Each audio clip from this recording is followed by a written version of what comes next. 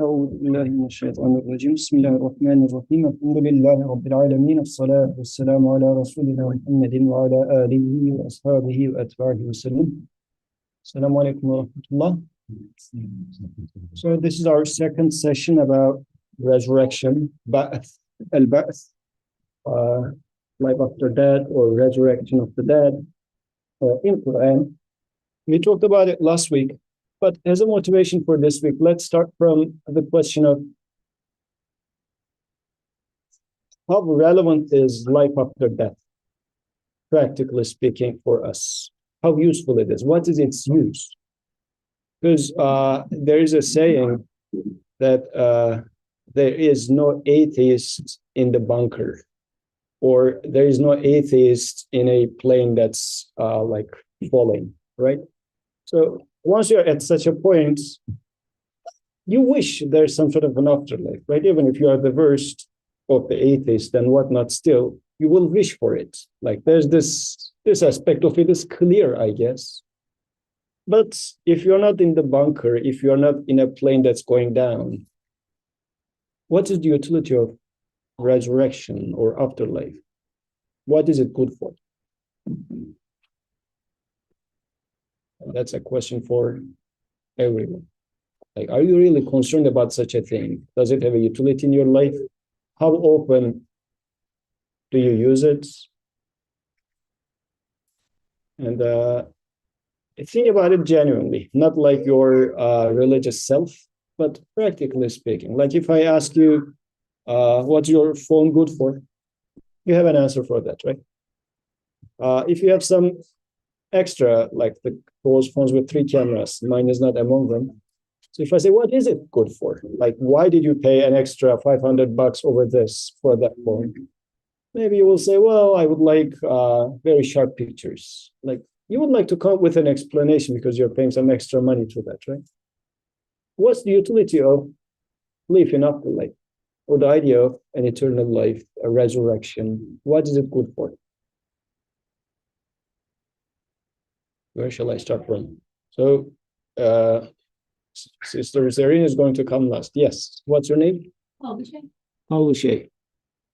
It's good if you're having a really bad time in your life, then you'll say, okay, even if this doesn't get better, I'm going to get rewarded for my suffering in my afterlife. Okay. And I guess it's useful because it's forever, and you can say, okay, like I'm suffering right now, but this is going to end, and then I'll be in my forever life where hopefully I won't be suffering. Okay. So if things go bad, Yeah. like there's going to be things better. Yeah. Okay. Looks like a good reasoning for that.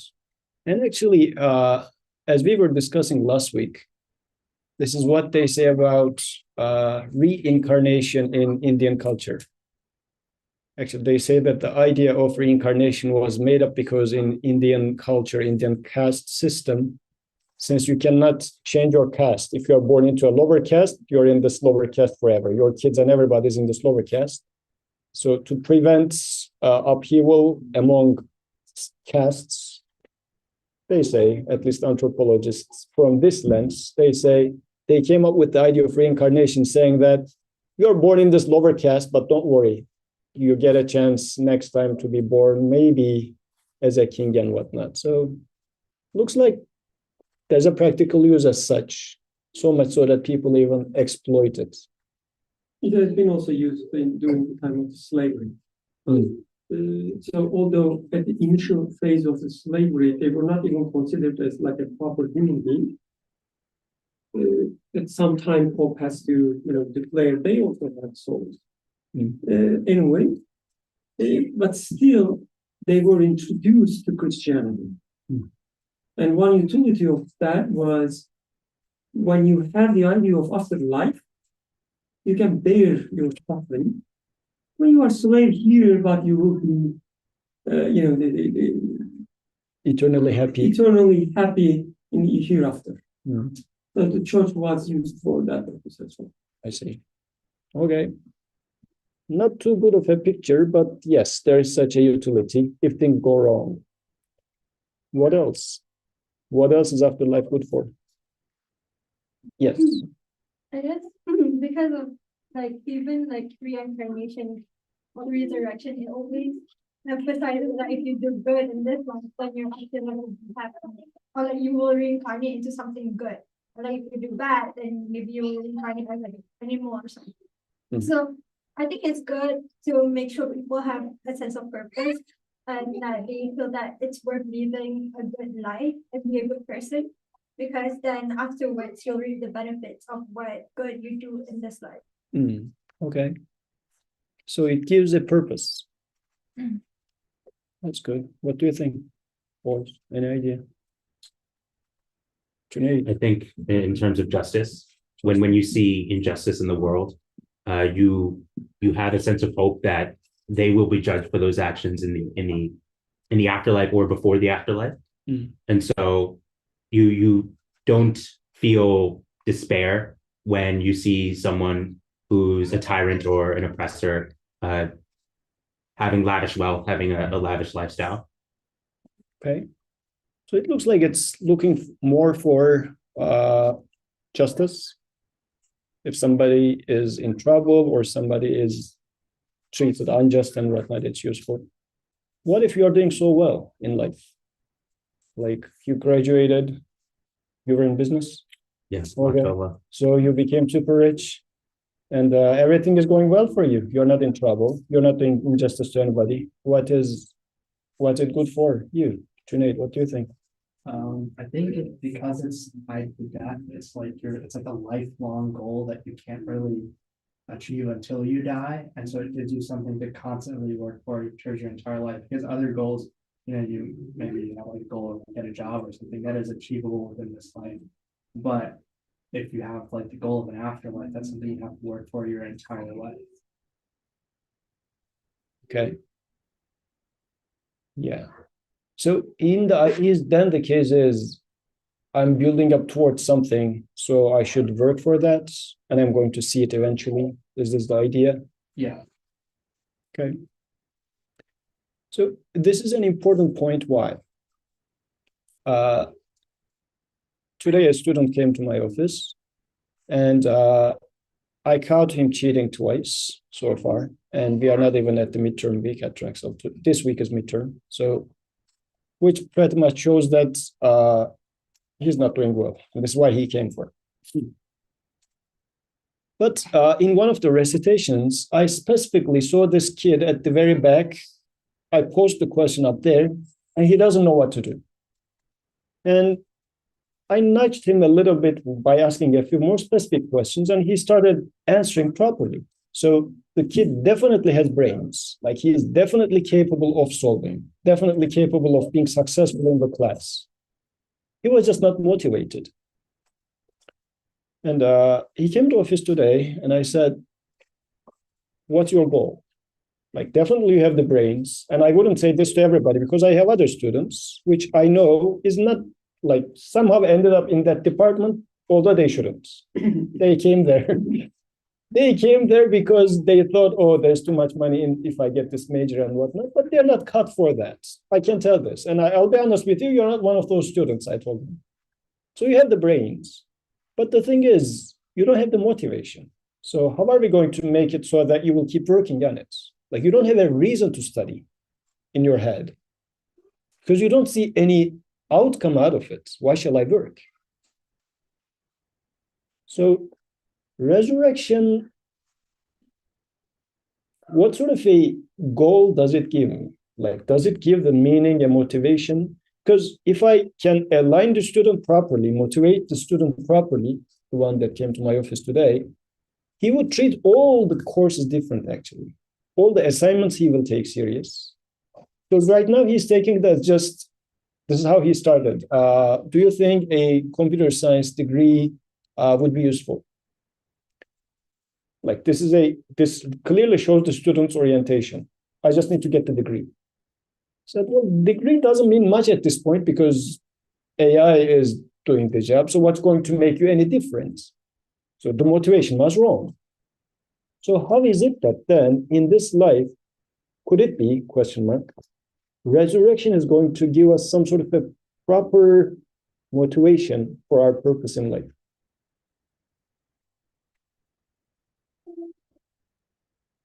because there are certainly things missing in our lives, especially in the fast pace of life. But resurrection is going to come. Again, if things go wrong, it's useful. If somebody is unjust, it's useful. But what if things are going well for you?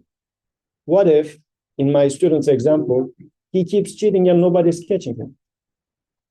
Things are going well for him. What's the use of resurrection for him? Because apparently he's graduating with 4.0. And in this life, if you are the person who is the unjust guy, or who is the filthy rich guy, okay, so you're a billionaire, things are going well for you. What is the utility of resurrection for you? And let's say you turn a blind eye to the unjust. You're not bothered by it, right? So what is the utility of resurrection for you in such a case? Because you guys are in Ivy League University, things must be going good for you relative to other people out there. Like some people couldn't even step into college. Like things are relatively going quite well in your life than many others out there, right? So what is the utility of resurrection in you, in the good side of you, in the part that's enjoying life than the others? How does it motivate you or help you navigate in life properly? So is it just starting to move a few stones here and there? Because the reason I would like to highlight this is, and actually we should do this for everything. Last week we were having a conversation, a similar conversation, but my question back then was about what is the utility of Quran in your life? To give an example, it's going to be a little tangential, but to make the point, one of the brothers in the gathering, apparently he studied a little bit, and he said, "Oh, if Quran didn't come, we wouldn't know how to deal with certain rulings. Like what portion shall we give to male, what portion shall we give to female in inheritance and this and that." I said, fine, law, fine. But what if nobody died, you don't have any issues with inheritance? What is Quran good for in your life? Let's say you loved someone and somebody else got married with the girl and you're burning inside. How is Quran helpful for you? Does it have any use? Does it have any utility in your life? Like that sort of a thing, okay? In that special case, I was asking the question as such. Now I'm asking the question as, what is the utility of resurrection in your life? So let's try to make it useful. I mean, this is the whole point of this discussion in general. So I will keep asking the same question for whatever we study. So is it more or less there? Good. So to the extent that it's going to be important for me, because even when I am successful, how am I going to make my life meaningful and purposeful then? Resurrection should be important in this regard as well. Like for my students, because human is short-sighted. Short-sighted in the sense that if it is giving me an immediate benefit or immediate harm, that's what I care about the most. My student, immediate benefit is getting an A. Actual benefit would be learning, but it's painful. So a student says, let's avoid the pain. Let's aim for the immediate gain, which is cheating, right? So since he doesn't believe in properly the merit of learning, meaning I should do something which will stay with me. Because cheating doesn't stay with you, right? You just read it, copy paste, nothing stays with you. There's no afterlife of the knowledge. It just passes by. There's no afterlife after college either, because he says, once I get to the job, I will figure it out. Don't worry about it for now. Like there's no future in this sense, but also there's no future for 6 months, 3 months later. Student, by the time final exam finishes, student doesn't remember anything, right? There's no after, period. Because of this, students, as long as it doesn't get caught, will keep cheating, right? So how is it then resurrection can motivate me so that even in my good times, I'm not going to cheat in this life? I must be sure about resurrection. Just like my student will be sure that he wouldn't get any job whatsoever if he fakes it. If he thinks that I can figure it out somehow, I will just, I'm a good artist. I'm good in social interactions. I will con the employer and pretend as if I can do it. If he has such a possibility in his mind, he wouldn't work. He wouldn't study actually.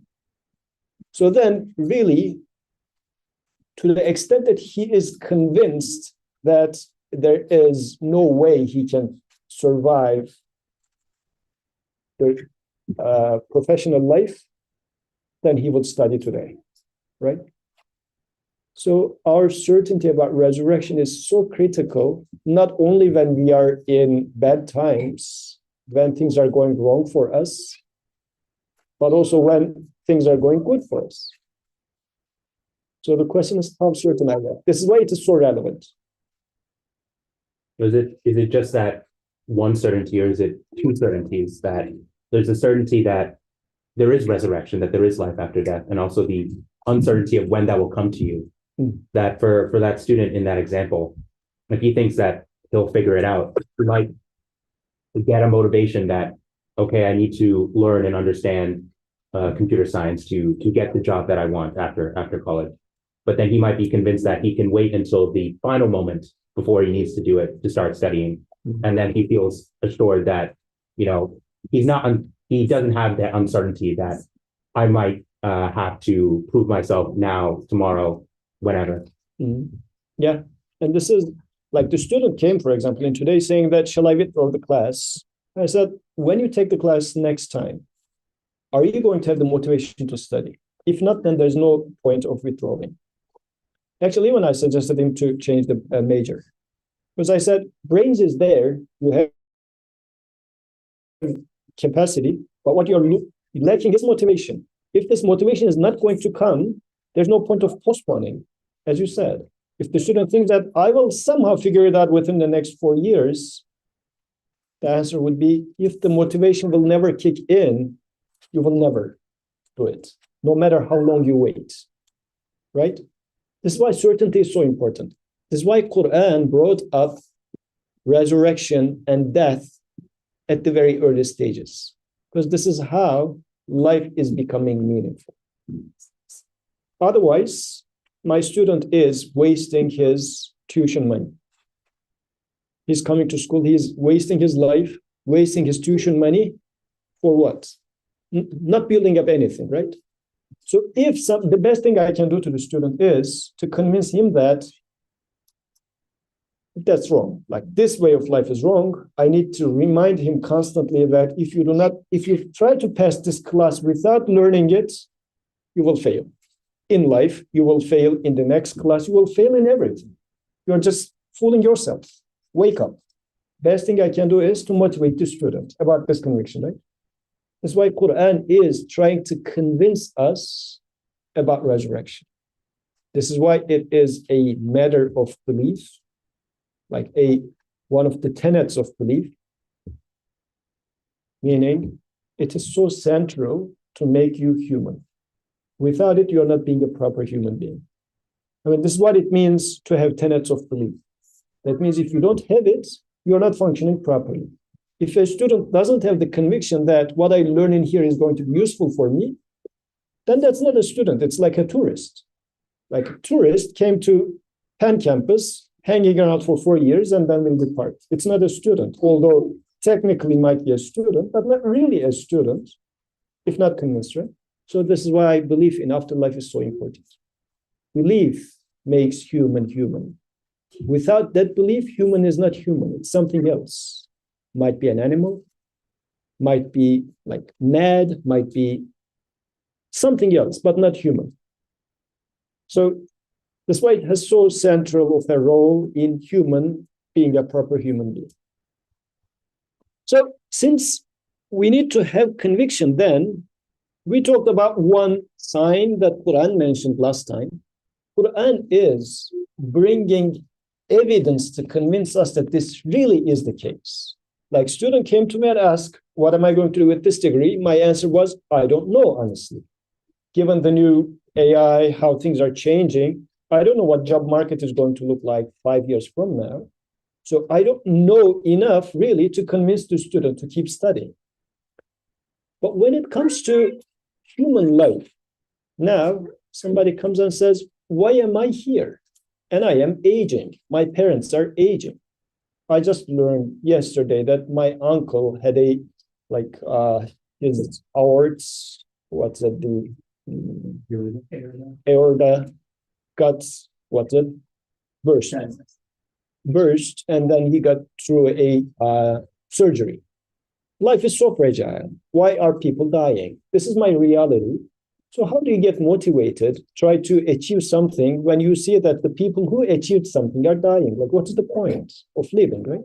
So if somebody comes and says that it should be more than simply the hope of the guy who is in the bunker, there better be afterlife. It might be useful when you are there, but it will definitely not be useful when things are going good for you. Why should, I don't know, Elon Musk or anybody as wealthy should really worry about afterlife if everything is going nice for them in here?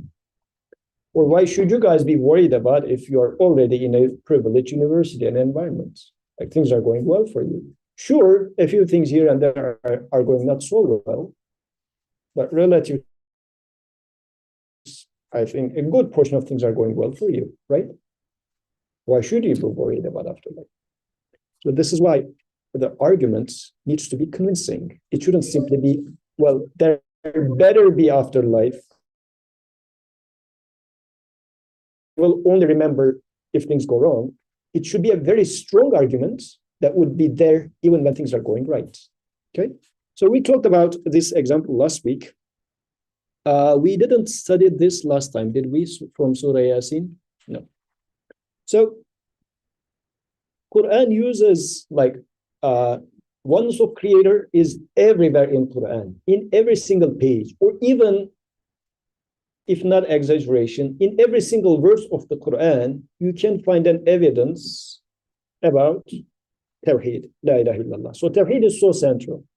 After Tawheed, resurrection, afterlife is the second most strong message of Quran. It's so everywhere again.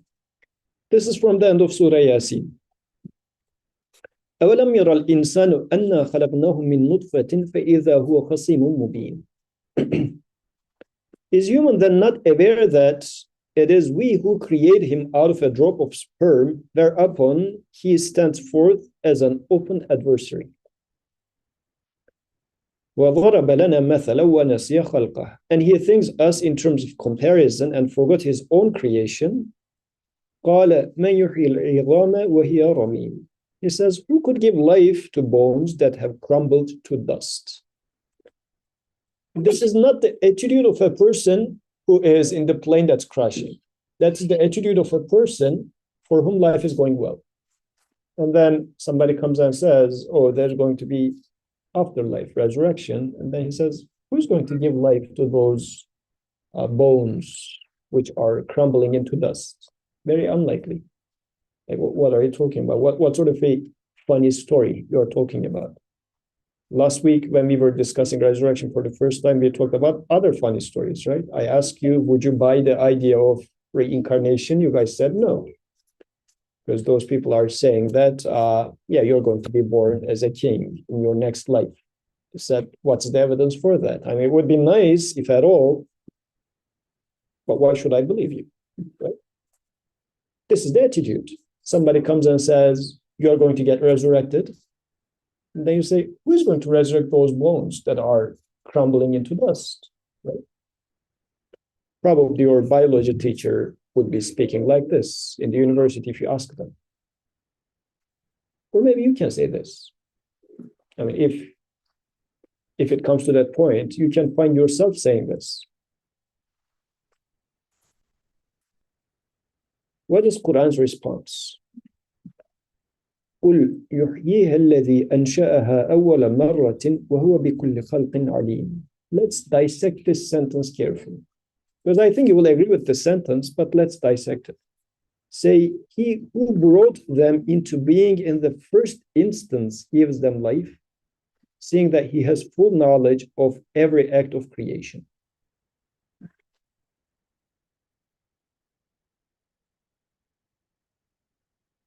What does this sentence tell you? قل يحيي الذي أنشأها أول مرة. The one who built it up or created it in the first place will give life or gives life. Does this make sense to you, or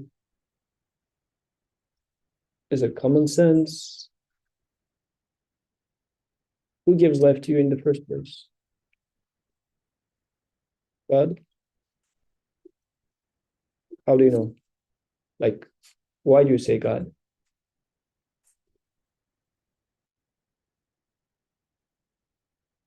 Able to recreate humans. Is it so? Like, if I say, for instance, let's make it a little easier. Maybe when we talk about something as big as giving life to human. Was it yesterday? Yes. My wife gave me cream because my hands are like cracking. And if you see my beautiful skin after the cream, and you ask me, to what do you owe your perfectly soft skin? I would say, what was the name of the cream? Oh, such and such cream. Is it God or the cream? This is how we think, don't we? We say the cream makes my hand soft. What gives me, we don't say life, but we say, oh, your muscles are good. Well, yeah, because I go to the gym every day for 2 hours, right? Or then I say, what do you do for those muscles? Oh, I drink protein, extra protein, because, this is how it comes. Aren't these what we say when it comes to giving life? Who gives life in the first place? The sentence has a clue to that. It says, وَهُوَ بِكُلِّ خَلْقٍ عَلِيمٍ. For all creation, he is knowledgeable. Can we attribute the result to something that doesn't have knowledge? This is a key question here. Like for something to happen, because creation means something coming into being, right? Can it happen without, like in the hands of someone who doesn't know?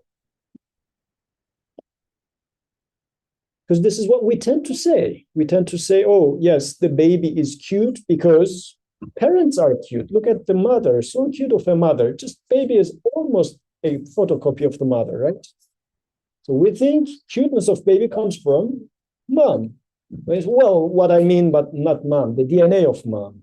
Then I say, I refine my sentence. If somebody says mom doesn't know how to make the baby, don't be funny. Of course, not mom, but the DNA of the mom. It's, two DNAs, they unfold, cross and whatever, What does this verse say? Can you attribute such a thing to an entity which doesn't know? This is a serious question, and take this as a serious question. Don't try to be nice to me. If it doesn't make sense, say it doesn't make sense. Because I'm not a biology major anyways, right? I might be totally illiterate in this sense. What do you think? To make a human being, yes, now we have somebody who knows biology.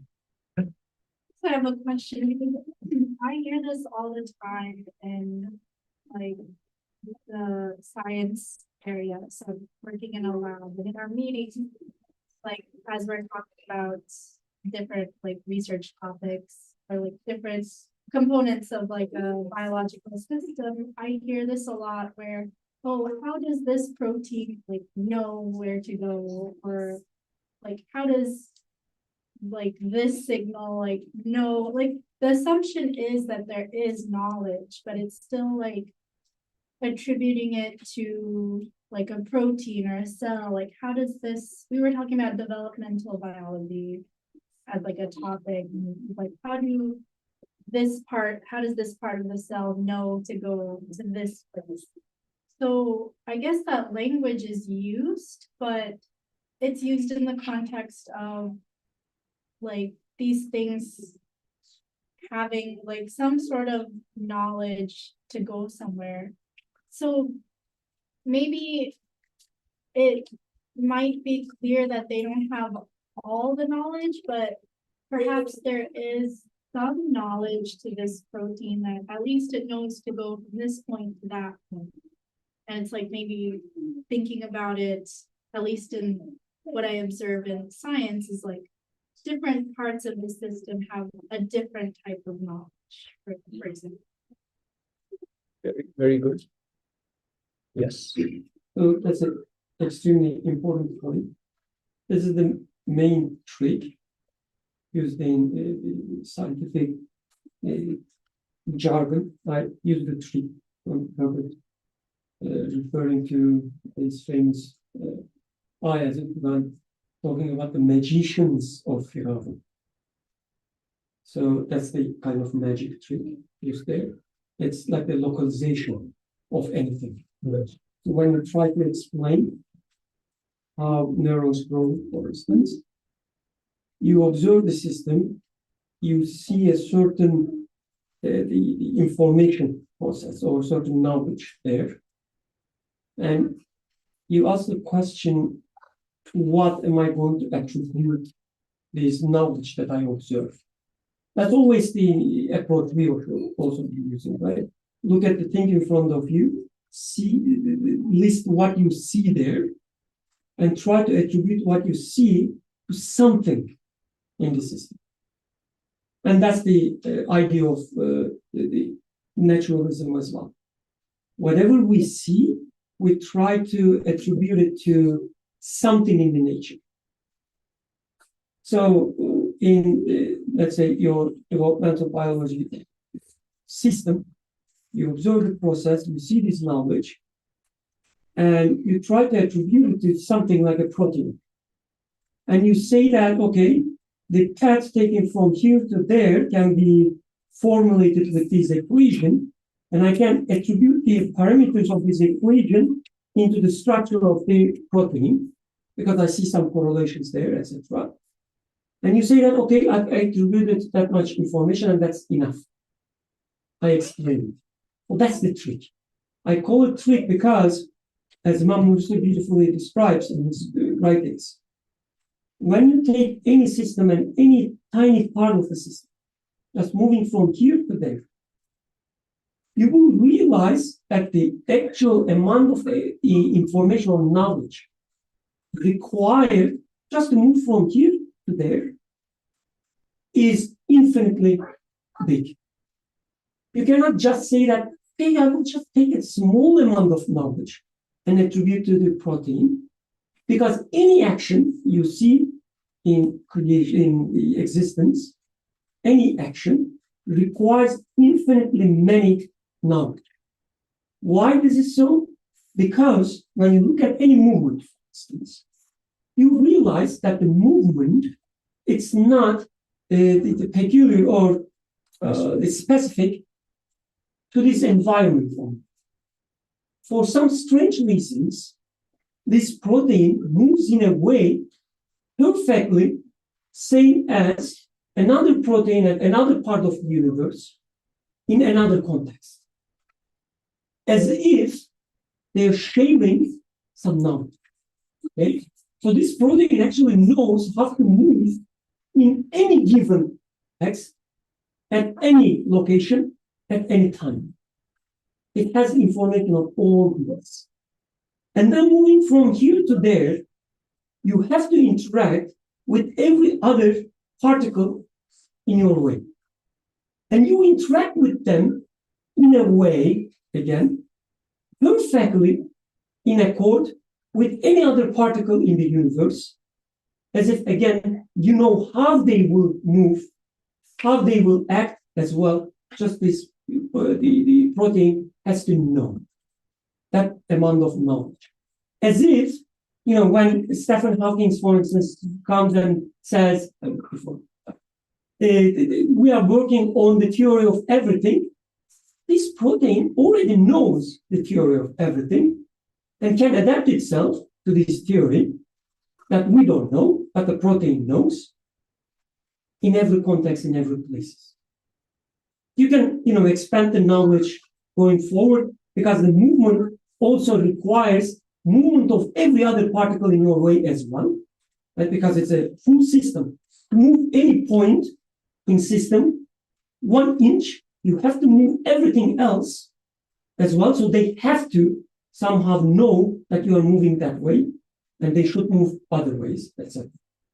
So the amount of knowledge that you observe in reality is not as small as they try to treat us. Well, it will just know how to go from here to there, which means it will know the entire physics more than what we know right now as entire human beings, the humanity, entire set of the chemistry, biology, everything this protein needs to know to exist and to move. So there is no such thing as local knowledge. No, Jazakallah khair. So that is important, and this might be a little unusual if you're new to the discussions. But really, this is how Quran is introducing us. Like, we are studying Quran now. We are not studying physics. We are not trying to harmonize science and Quran. Like, that's not the point. This is not your regular Quran doesn't contradict science of a discussion. Like, this is not an apologetics. The point is, Quran in here brought the conversation to how human is created and how this requires knowledge. And this is something that we are overlooking most of the time. Yes. So I have a quick question regarding the third ayah. And I know the last part talks about like how Allah has knowledge of every act of creation. And so within that regard, is bringing something into existence and giving it life to different like acts of creation? Is it like the Quran or like Allah consider it two different actions? Say it again, the last part. Yeah, like What are the two things again? bringing something into existence as well as giving it life. Or is it considered the same thing? I see. So, nice. So in this regard, what is creation? Giving existence to something. Giving existence to life is another creation. But life is a little specific type of creation. Like giving existence to a dead particle versus giving existence to life. Life is such a thing. This is why maybe Quran is bringing it to our attention closer. Life is so that everything is related to life. Like the whole universe, the whole system is serving life. This is how it is made up. Like, look at the solar system, look at, I don't know, subatomic particles all the way to galaxies.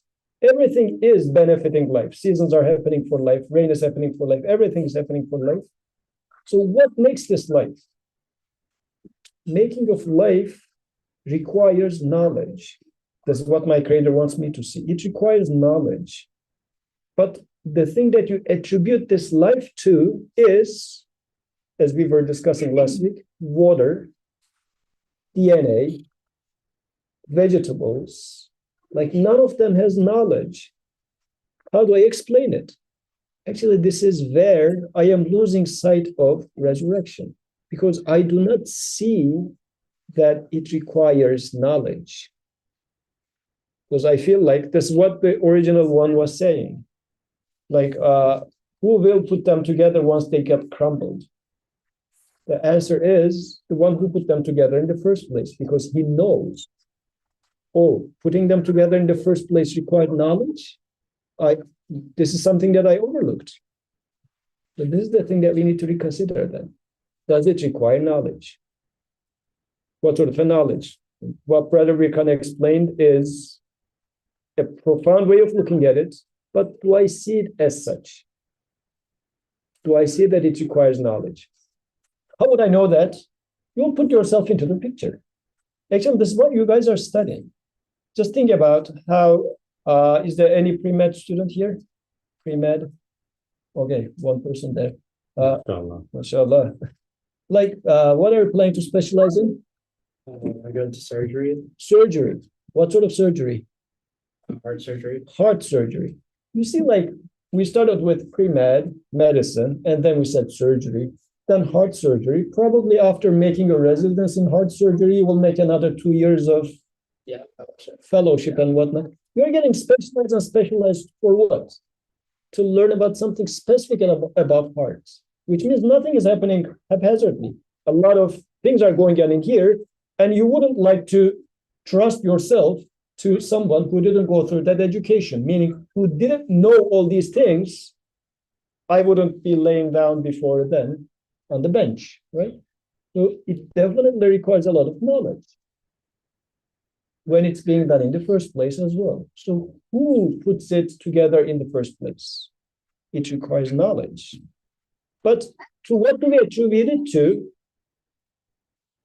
Now we need to think about it. Oh, you look very healthy. Of course, because I eat organic. What did I say? Organic food is giving me healthy life. Or I say, oh, you look very handsome. Yeah, because like all our forefathers are all handsome. Like in all these cases, what do? I attribute what's out there to things which doesn't know. If this is my mindset, yes, I wouldn't think about resurrection either. This is what Quran is bringing to my attention here. Comment? No? Like any comments, any questions? So this is why we need to pause and say, وَهُوَ بِكُلِّ خَلْقٍ عَلِيمٍ. This might sound like a cliche statement in Quran because he knows everything. No, I need to pause. Whenever Quran mentions a divine name, وَهُوَ بِكُلِّ خَلْقٍ عَلِيمٍ, I need to pause and ask, is he really all-knowing of all knowledge pertaining to existence? Actually, I need to confirm this. What does this mean?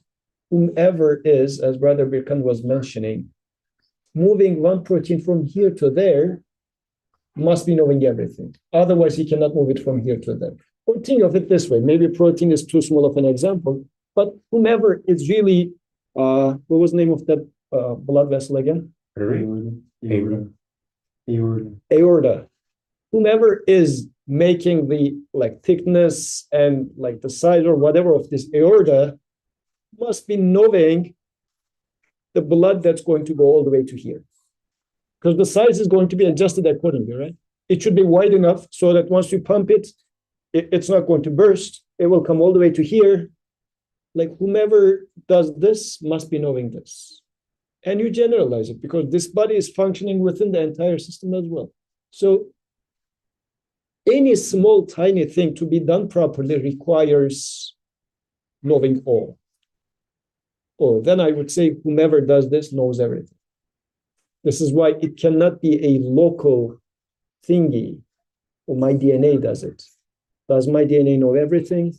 Could it be? Could I assume all-encompassing knowledge in my DNA? Let's keep going. الذي جعل لكم من الشجر الأخضر نارا فإذا أنتم منه توقدون. He who produces for you fire out of the green tree so that you kindle your fire with it. Is there anything unusual in here?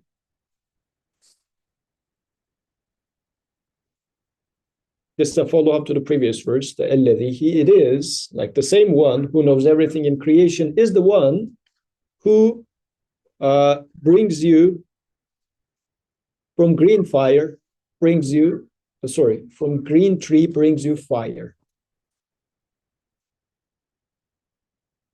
What does this mean? Is there anything unusual here? Or is it? It's a transformation. Transformation. From the tree, you get the fire, but you can't control the fire sprouting about. You can't control how large it is. In a broader sense, you can't control what the fire looks like, but it still comes to be, and it still transforms from that tree. Okay, so there is fire and there's tree.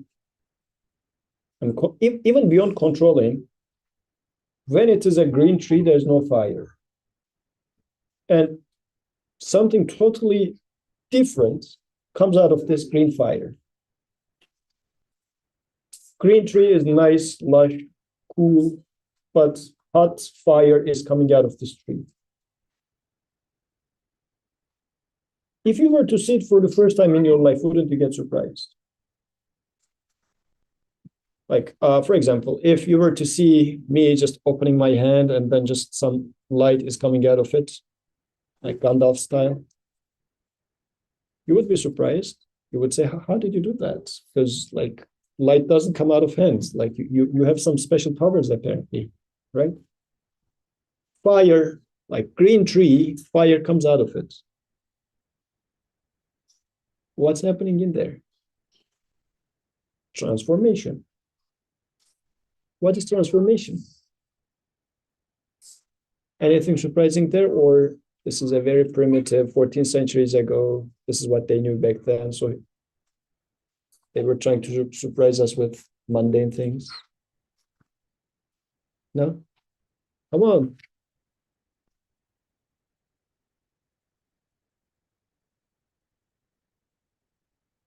Quran is using fire coming out of a wood as a proof of resurrection.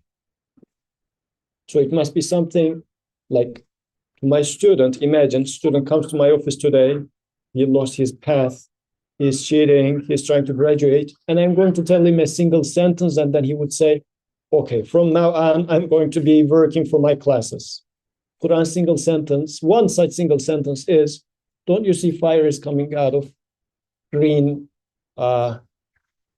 tree? This is supposed to be giving me some sort of a conviction or motivation in life. Does it give you or no? If it does not, maybe Quran, is not doing a good job.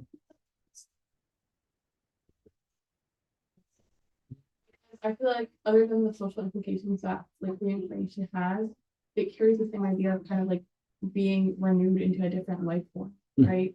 So it's like, how is resurrection, or how does Quran in this instance prove resurrection rather than reincarnation? In the case of reincarnation, we don't have a reason. Like it will happen. Why it will happen? You believe in it. But Quran is giving us a reason how and why resurrection should happen. Like it's giving us a certainty, because what is in our mind when we are unsure about resurrection? Like, would it happen? Why would it happen? How would it happen? Like, show me some sort of a sign, show me some sort of a assurance that I will say, yeah, it should definitely happen, right? Like if I were to tell you that after today's discussion, I'm going to, I don't know, let's go with a better example. You guys are studying for college? Don't worry about it. In 5 years, I'm going to give every single one of you $1 million. Don't worry about it. Okay? From now on, for the next 4 years, don't worry about it. Would you trust me? Or what would you say? Show me some sort of a sign, some sort of an evidence that I can rely on, so that, if it is true, okay. I'm more than happy not to work for the next 4 years. If $1 million is going to be there, why not? Right? You will ask for an evidence. Somebody comes and says, don't worry, after you die, you're going to become a king. Reincarnation. Same thing could be valid for resurrection as well, but Quran is not taking it as such. Quran says resurrection will happen, then I would say, show me a sign. And this is the sign that Quran is showing. But is this convincing enough so that I will say, okay, I go with this? Because you guys didn't accept my $1 million offer. You said, show us at least your bank account. Even if I show you my bank account, you would say, okay, you have money, but how do I know you will give it to me? Like, show me an incentive in you that you will give it to me, right? So now what's our question at the beginning? This verse is answering one specific type of question, which is, who is going to resurrect this? Like, it's already crumbled, it's lost. Like, the question is saying that knowledge is missing. Okay, you build up a human being, human building is done, but now it's lost. Who's going to bring it back? Is the question. Because there are many questions in resurrection. This is answering one very significant one. Who is going to bring it back? As an anecdote, small anecdote, I didn't notice this before, but my friend who was like doing his PhD back in the day at Penn Biology, he was studying evolutionary biology. He said that human is interesting because human gains knowledge throughout their life, but once they die, knowledge is not transferred. Like normally, if you think about how they are crossing the cows and whatnot, as they improve the cows, for the next generation, you get a better and better cow, right? This is how they are improving the breeding. But human being, studying for their entire life, and they get into the grave and knowledge is lost. Whatever stored in here gets lost, right? It's not getting transferred to anywhere unless you write some sort of a book. I said, that's interesting, actually. Why is it getting lost? While it was not getting lost in cows in terms of their genetic qualities and whatnot, the most valuable product of human being is getting lost. So, same question now. Someone says, yeah, we bury the guy under the soil and he rots. Who is going to bring it back? Do you have an evidence that you can really take me out of the grave? Quran's answer is, yeah, we can, because we are the one who have been creating you since the very beginning. Why is that important? Because if I think that actually God didn't create me directly, but God created the Big Bang initially, and then everything works by itself. Or if I say, of course, I mean, my parents were done, and then I was made by my parents, but God created my parents. Like these sort of hierarchical makings are pushing God out of the picture pretty much. But the previous verse, the third one, was saying that look at how much knowledge is required to make you today, and it requires to know everything else. Yeah, whomever is doing this is capable of doing it once more. This is really answering me the question of once it's lost, who is going to bring it back? It's pretty much like saying, I have written a book. I am the author of the book. And then I have written a book for every single one of you, a unique book. I am so knowledgeable and I am demonstrating it. Here's a book for you. Here's a book for you. And then your book falls into the river. And then you're worried, oh, who's going to bring back my book? Like you see that I wrote this book in the first place, and I'm writing such books for every single person uniquely. Would you have a question that, could he rewrite my book again? This is what the previous verse was saying. You shouldn't have any question as such. The second example is before your eyes, he is sort of giving life to the branches. Because fire is really like, relatively speaking, a different thing, life, relative to a dry wood. Or green wood, dry wood, doesn't matter, but it's something totally different. How do we take this generally? Transformation word, I'm going to pick up on this, but this is what we were referring to last week as well. If you take this light as, light, electric energy transforms into light, then we miss a point. Because when electricity comes, there's no light. But now there's light. It's a new creation. Something new is happening there. I need to ask the question, where did the light come from? This is an example of resurrection right there as well. Something is dying, electricity is dying, but light is being given a new life. This is an example of a new creation. Is it or is it not? No? You should ask that question to yourself. In your life, have you ever experienced creation?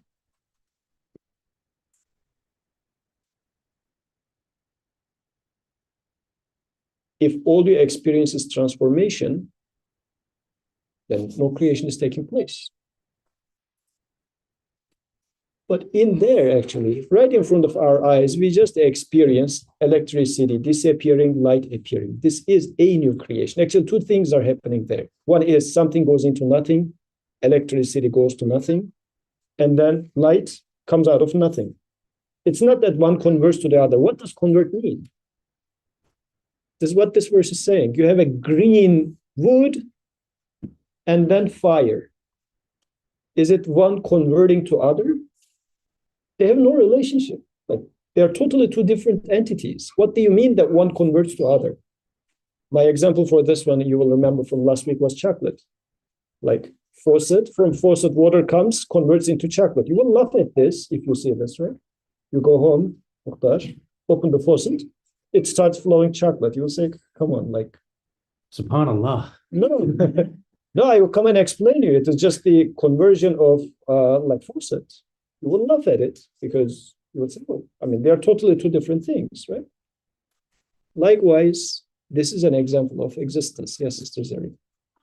Actually had a similar question about like coming to the conclusion of resurrection versus reincarnation, because from the line of thinking where we were saying that there has to be such a one who has full knowledge of everything, and only that entity is capable of doing that I observe. So then it's like, well, why if it kind of turns that into this top-down process, why couldn't the creator then like make something like, I guess the idea of reincarnation is you go into a completely different form, like this like fire coming out of a tree could maybe be thought of as fire being reincarnated from a tree. So, but I guess the idea that we've been coming to is that we don't really experience like just, we experience connections, like there's a connection between electricity and the light, and we don't observe that electricity will give rise to or be connected with darkness. Like it's always, in my experience, connected with light. So to think then, I guess like to think that the person who, or the entity that writes, the author that writes my book could then, like going back to your example of the author writing my book, the book going missing and the author can write it again, but the author could also change it and write it to be like some other book. I guess is what I'm taking to be the reincarnation aspect. So maybe I should clarify one point. When I mentioned reincarnation, I'm not talking about the nature of it, but more so I am talking about the story. Like, as people who are born in Muslim environment and whatnot, we don't believe in reincarnation. Why? Because we find it to be a story. Like, it doesn't have any evidence. This is why we say, no, I don't believe in that. My question was just to flip it and say that, is resurrection any different of a story? Like, if there was a proof for that, I would accept that too. So what I was trying to say by bringing up the example of reincarnation is, as the Quran introduces, resurrection is not a story that you should believe in just to feel good. Or it's not a story which has a utility and you assume it to be true so that there's going to be a functionality in your life. This was the point. I'm not talking about the mechanics of whether resurrection is going to happen in the form of reincarnation or this or that. But the point is, would there be an afterlife? Would there be a after of this moment so that it's going to motivate me? Is the moment going to get resurrected? This is the point. How is it going to resurrect it? Even Quran doesn't tell us about this. Like, is when it comes to paradise, Quran depicts what paradise is like, but still says it's unlike anything. So the form of it is a separate question.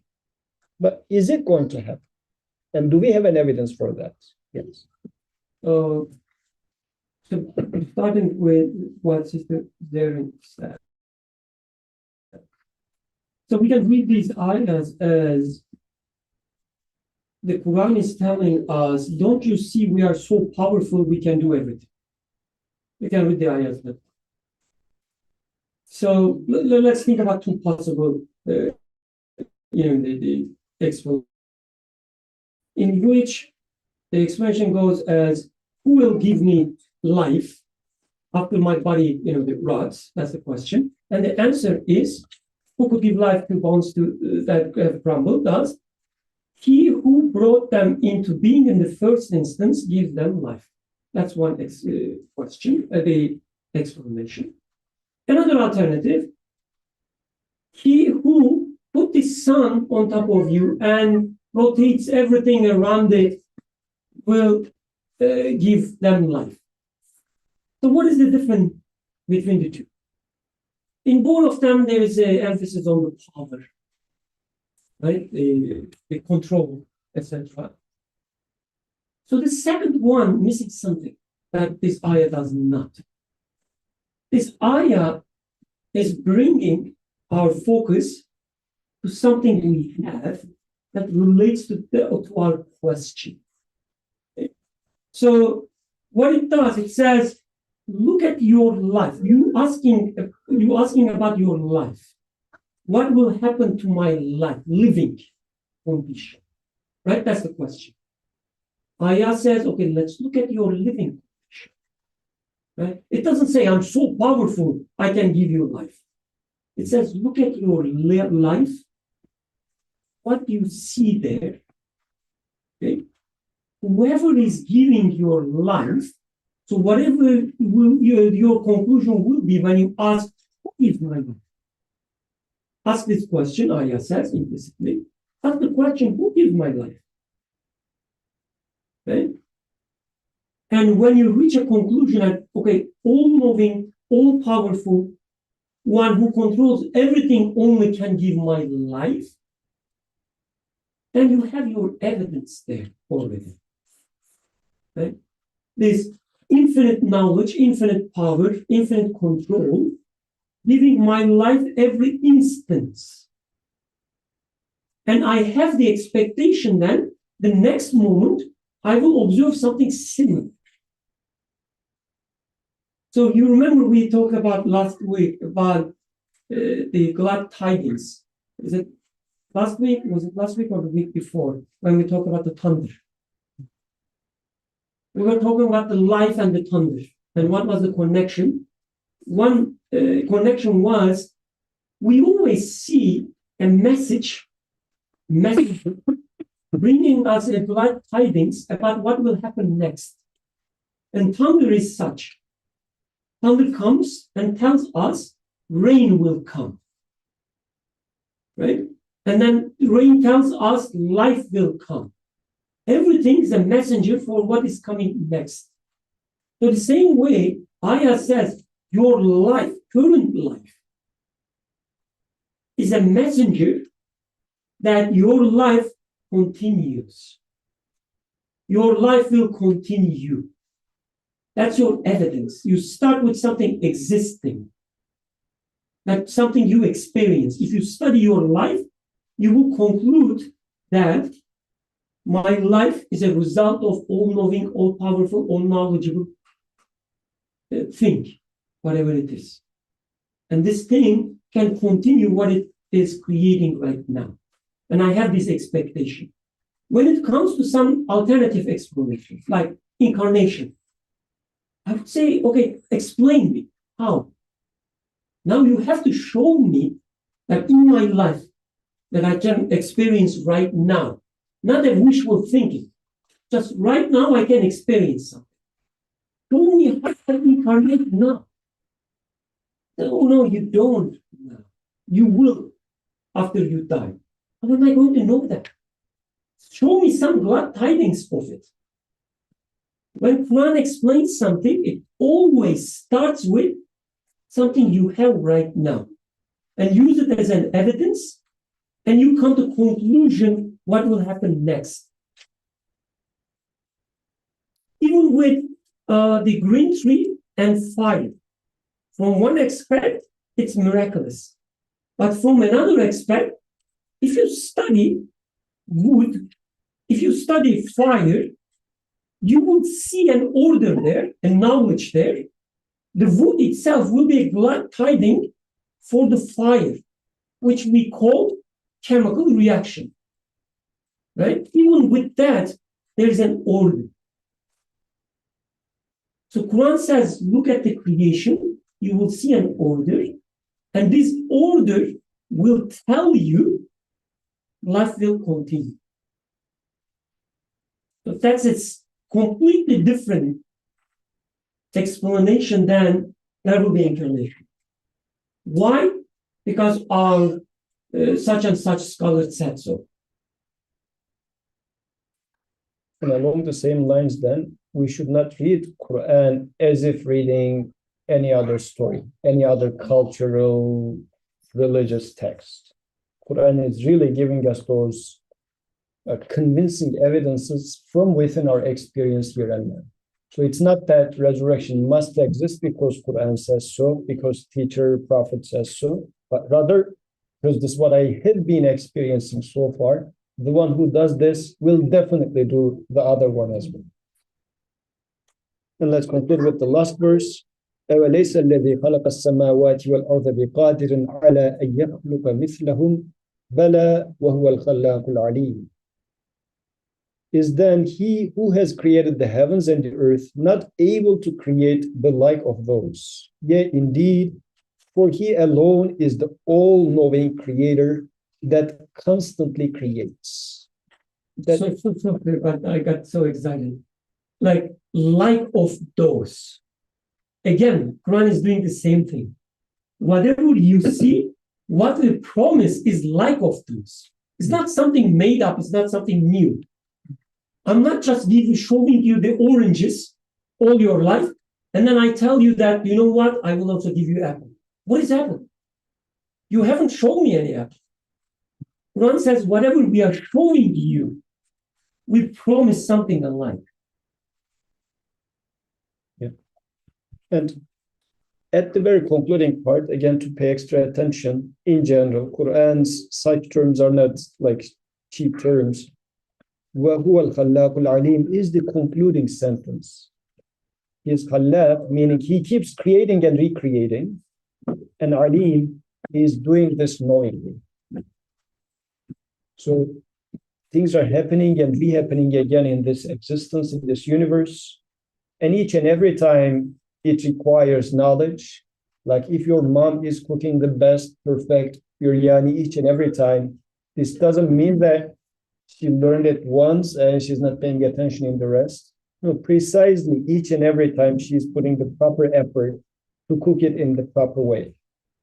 When Junaid is going to become a heart surgeon, it won't be that like he will pay extra attention each and every time and put the same knowledge for this specific patient's problem, whatever it is, in the surgery room. So it is Khallaq is, he keeps repeatedly doing the same thing, creates and recreates, but does it knowingly. So this is the conclusion of what I observe. Therefore, such a one is definitely capable of and will recreate you. Do you still have a question? This is the assurance, this is the guarantee that I am giving. And you're perfectly right if you have never received a single penny from me to be suspicious that I'm going to give you $1 million 4 years later. But if you have seen that I have been distributing $1 million left and right anyways, even you have benefited $5 million from me so far, you would say, yeah, of course, this guy has been giving $1 million left and right, and I have benefited this many $1 million from him. Of course, he's going to give me for the next 4 years as well. Then you wouldn't even ask. You will be so sure about it. This is what Quran is bringing to our attention.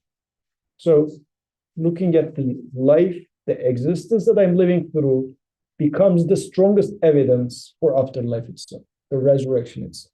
This is Quran's approach. So we don't believe in afterlife because it's part of our faith, because this is what is required in the checklist for getting into paradise. No, because it is the experience that I live through requires. I think one thing I wanted to say, Matt, was I think that for me, when I think about it, it's more of a difference between the innate knowledge that we can see, that we can understand ourselves, and then the knowledge that we're trained in that Allah tells us. Like in the signs that were described in the ayahs, like the tree, the branch going into a fire. Like we can see that and say, there is life after my life right now. But then we don't really know if that's exactly resurrection or if that's reincarnation. We just know that the fire came in and it wasn't that before. The tree and the fire are two different things, but that the fire is going to go away. We don't know if that's reincarnation, that now it's something else, or it's resurrection, that it came back from death. And then we need Allah to tell us these things. Like, there are signs everywhere of Allah, but you're not going to see on a tree, like pray 5 times a day or say this and that. And I think that for me, I think that's sufficient, that there's a basic understanding of who Allah is, of resurrection, of these 4 tenets of Islam found in nature. And then we need Allah to tell us and to give us that knowledge of how do we truly understand if this is resurrection or reincarnation? How do we truly understand that, this is the right way to do things, this is the wrong way to do things? Like a child, if you give them like 2 cookies and then 2 more, they know that they have more cookies. They might not know addition, or that 2 + 2 is 4, but they know innately that now I have more cookies. And then you train them and you tell them that, oh, this is addition, you have 4 cookies. So on that, inshallah, let's discuss this a bit. At another point, this is an important thing. What does Quran teach us then? Because I think even in this example, Quran teaches us how to arrive to the conclusion that there must exist afterlife, not about its form. Like none of these verses told us what sort of a resurrection it's going to be. It didn't talk about paradise. It didn't talk about hell. It just talked about there must exist an afterlife. If Quran didn't tell us this, if Quran didn't teach us this, would we be able to come to this? Just ask for yourself. This is what we have been, like before I was asking, and we didn't have such an argument. We thought we believe in afterlife because Quran says so. No, Quran is saying that there must exist afterlife because of this argument. Quran is teaching us the argument itself. Because generally the thing that we mentioned goes to sometimes taking Quran as a laundry list of do's and don'ts. That's a separate question. That's a totally separate question. But before coming to there, Quran even teach us how to think. This is so core and fundamental of a point. Otherwise, as you see the philosophy that's out there, and in universities we are studying philosophy, like science is philosophy itself.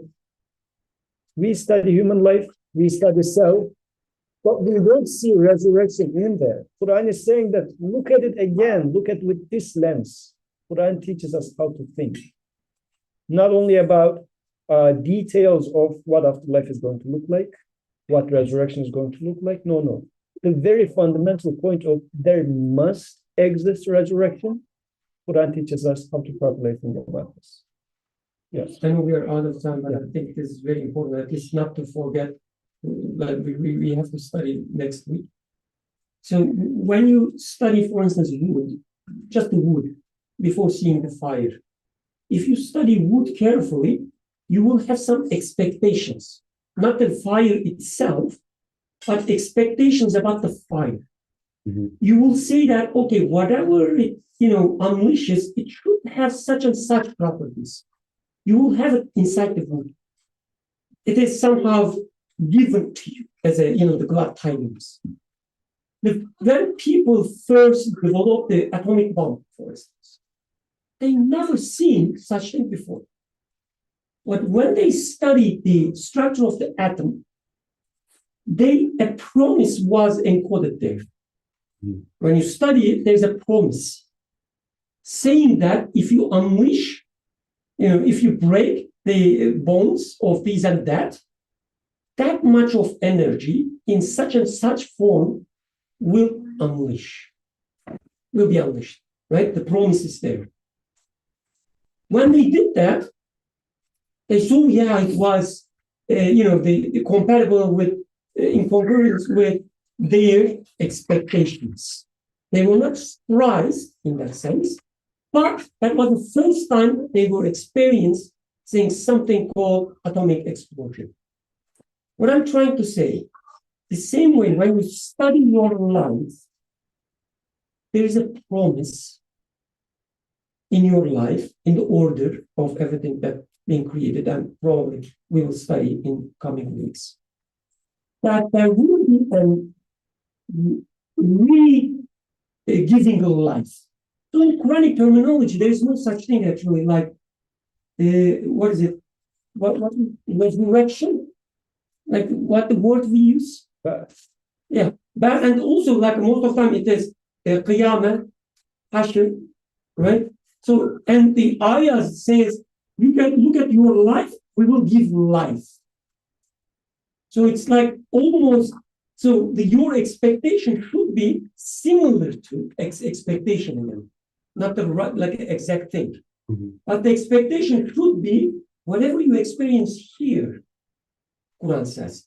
In Quranic terminology, for instance, in some ayahs, when he describes the people of hereafter, heaven, they will say, oh, whatever we get here looks like what we've been given in on earth.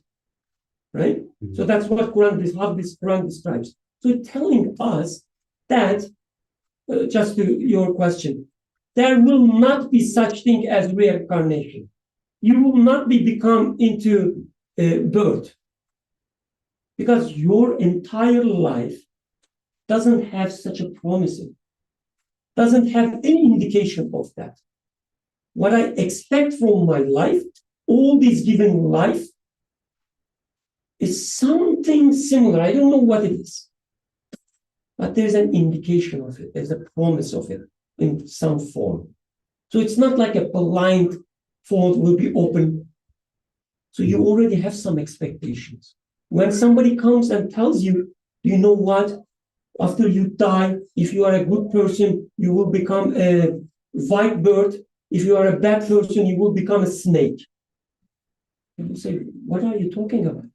I look inside the wood and I expect fire. And you're telling me that if I burn this wood, I will get water. You are out of mind, you would say. Because your life doesn't have such a promise. Again, you don't know the exact experience, yes, but you have glad tidings of it in you, in your life, saying that you should expect something similar. And this is exactly how Quran describes heaven. Jazakallah khairan. So inshallah, next week, let's continue from here. That was a nice conversation. سبحانك لا علم لنا إلا ما علمتنا إنك أنت العليم الحكيم. آخر دعواهم أن الحمد لله رب العالمين. الفاتحة.